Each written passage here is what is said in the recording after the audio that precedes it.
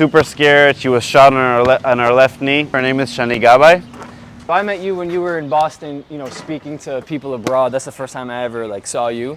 You looked absolutely exhausted, gassed from all of the conversations that you were having. These very, very heavy conversations that you were having in such a short period of time right after you survived the Nova Festival. Now, I'll edit that, don't worry.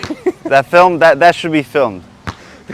Keep the authenticity in that. That was like rocket. Hey man, if you gave me a remote right now to fly a drone, I mean, it's crashing, right? Like I don't know what I'm doing with that drone. Yeah, it's not easy. You said there's a story behind you, obviously your survival, and you're wearing a shirt. And yeah. I want you to explain to me. Actually, I haven't heard this story myself either. So, when we escaped the Nova Festival, we saw a girl on our way out that basically gave us a signal that something happening. We saw her very wounded and she was super scared. She was shot on her left knee. She was another person who attended the festival. She was one of the first people that escaped the festival. Her name is Shani Gabai. And we saw her we were going outside from the festival with my friend. Terrorists were coming in closer and closer, and it was, it's kind of scary. And suddenly we see this girl injured, and we try to help her out. Just me and a group of like a dozen people. And the thing is, Shani was one of the first ones to escape the festival. She encountered terrorists, and all the terrorists that she encountered, they basically, they shot all her friends, and they were like in the bunker hiding, and the terrorists were throwing grenades in the bunker, and Shani managed to escape like a brave girl. She drove back to her car, back to the festival, and that's where we saw her. Again, these are things we didn't know at that time. But seeing Shani on our way out from the festival made us understand that there is something happening. And imagine like rockets and missiles coming from Gaza. You see an injured girl, dying in front of your eyes, and there, automatic fire coming towards your direction.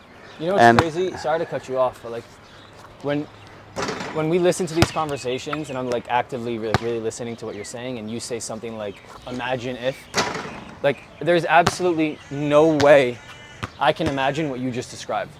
Yeah. There's 0% chance that you can tell Barack, hey man, imagine rockets, imagine a girl dying, and imagine shots. Yeah, that sounds like Call of Duty. Yeah. Like I have no idea how to imagine that. How could I ever imagine that? You know what I mean? I think we take these things like, right, not for granted. We don't. It's amazing to me that that's actually what you saw and heard and felt and smelt and like. That's the most straightforward way I can put it. I mean, the only thing I could do is share with you like the feelings I had at the same time.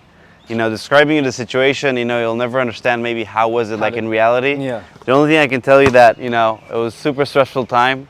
We didn't know what to do. You see an injured girl, you see all this fire coming at you, just hundreds of terrorists just coming to the Nova Festival, trying to 360 on everyone and shooting everyone like it's a duck range. Jesus. And that's when we understood, okay, we gotta act fast. So the ambulance was on its way to save Shani and to come help the other people. We were hiding in the valley there, and rockets were just, they kept coming from Gaza, and the terrorists came in, and I was lucky to be in the right place in the right time. But Shani unfortunately was found, she was murdered. After 47 days, they didn't find her body. They found her necklace in the Nova event after 47 days, and then they found out that a DNA of another person, a buried person, was on our necklace. Meaning, they opened the burial and they found out that Shani was buried with another person. Meaning Shani, she got murdered. How did she get murdered? The thing is that when the terrorists came in to the Nova Festival, they shot whoever they saw. And there was this ambulance with like a dozen people, and all the people died in the ambulance because one of the terrorists took an RPG, shot the ambulance, and all the ambulance was on fire. So everyone died except two girls that were really, really lucky. Shani was one of them. The reason why the ambulance was was caught on fire very quickly because they had an oxygen tank. Every ambulance has an oxygen tank. So Shani was there, and since then I've been telling her story and the story of the friends of mine that didn't survive all around the world. So I did 41 flights in a year. Just talking about it in Congress and campuses like Princeton, like Harvard, Yale, NYU, Columbia, MIT. Just to talk about the story and like what we can learn from this, not from a political point of view, Storytelling. just storytelling, how each one can use this story, to give resilience, and it doesn't have anything to do with politics, it's just what happened, and it gave me kind of a sense of meaning, and May I ask, like, obviously that Sky interview probably wasn't the worst thing that you had experienced. What was one of the most surprising or eye-opening sort of negative experiences that maybe from a storytelling perspective you wouldn't have thought could happen as a human? Did anybody? I could tell you there were some incidents. For Did example, anyone try and tell you that Shani's story is fake? Yeah, there was a few people saying that not Shani's story was fake. That there was never a Nova Festival, there was never an October 7th massacre. Israel was never the victim. Yeah, we were going to meet Richie Torres in DC. It was like the beginning of November 2023, and anyways, I was like a part of this delegation of a group of people that their families were kidnapped. So I was with a kid, specifically with a kid that his father was kidnapped. He was in Gaza, kidnapped by Hamas terrorists. And me as a Nova survivor, we were walking on the street and we see this old guy, neo-Nazi guy, yelling on the streets with signs that Israel is doing genocide and October 7th never happened, it's all a lie, and the Nova Festival, it's all a lie. May I ask, was this in October? This was, like around October or November, like in the beginning. Fresh wound. Very fresh, yeah. And just walking the streets on the way to a meeting with, Richie Torres, and I asked myself, is it worth it to invest my time and energy to speak to this guy? And I was with this kid, and I asked him, do you want to confront this guy? And, do you think will it make you feel better, And we eventually decided that we'll just be curious to understand, like, from a very like we're gonna pretend we don't know what we're talking about. All right. And the guy had a conversation with us. He started yelling at us like, "Who are you guys?" Like, he was on drugs or something. Anyways, I told him that he should stop, spreading lies. And he's just saying, bullshit, and he's saying things that are not true. And he started yelling, and then the police came, and they start, telling the homeless guy to go home. And there were these two very nice women that were passing by. I didn't understand what the fuss is about, because I was arguing with this old guy, Who was on drugs. Who was on drugs, a homeless guy, just, spreading lies about Israel. And I told him that he's all about fake news, and I was at a Nova Festival, and I saw everything, and he can't say this didn't happen, and it's all a lie. And then these women that were passing by, they started listening to our story, me and my friend, and they were so touched just from the personal story, they start crying. Wow. And they didn't listen to that homeless guy. I mean, didn't listen to that guy because they were really touched from the personal story. So what I'm trying to say is that everything starts from a story, We just told them like the two sides of the story, and we didn't focus on like we are right. So once you give the whole perspective of the big picture, that puts in a person like in a place where he wants to listen, not just hear what you're saying. I like that a lot. I talk a lot about trying to create a safe space to talk about that story, because at the end of the day, there's always two sides to a story, no matter what the story is. It's much easier to believe one side. It serves a narrative. Of course.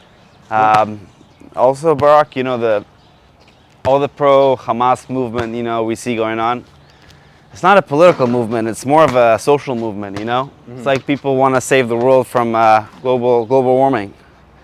And they feel they're serving a purpose, but in fact, a lot of them don't know what they're talking about.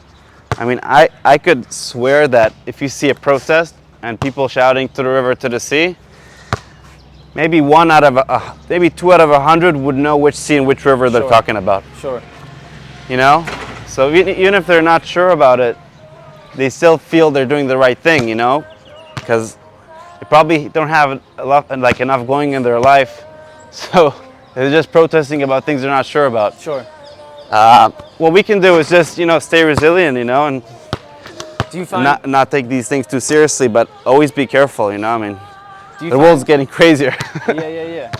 Do you find like power and meaning and feel like it goes to the people that need to hear it when you still 2 years later talk about a story like Shani? Yeah. Even though you know that a lot of those people can't even mention which sea we're talking about. So how could they ever want to listen to Shani's story? Right? Yeah, look, I won't invest my time and energy on people who don't want to listen, I mean, it's not going to, whoever wants to listen, I can share my story and talk about it, but you can't force yourself on people who don't want to listen. I found in my story a lot of meaning because it made me heal, also mentally, emotionally, and it did really well for me. When you still tell the story right now, like even when you were standing, when you were standing here and you were like telling me, do you see it? Do you hear it?